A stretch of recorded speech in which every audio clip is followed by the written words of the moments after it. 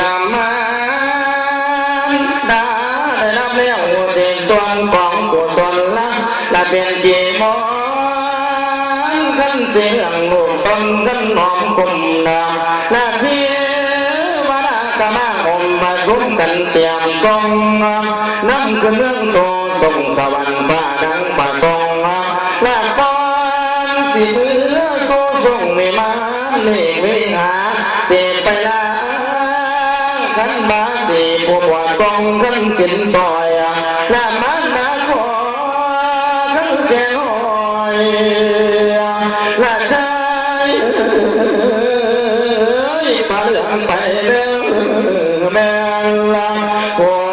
ตัวสมมาแดงมานานตาดอกดูโดนละลูกเมีย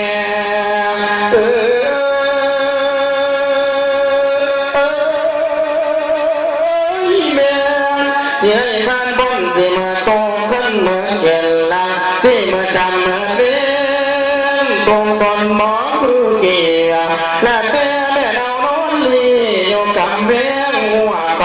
ก่าน้ำปีสังยาเขาผู้ตีน้อยอยู่วันว่า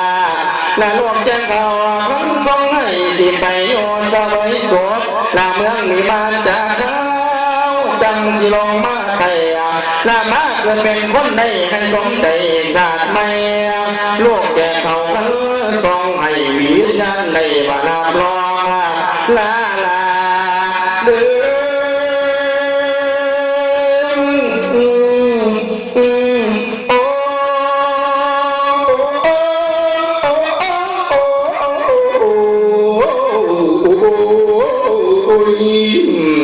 ลาเดืมุงควางน้ำเบาสิงสถิตมิตรละเดินวินตำดอกโยดนนั่นตาละวินละน้อยกำลังฝ่าไปลูกจากก่อนละ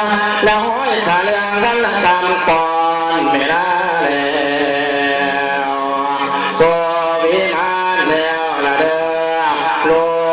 กเมีย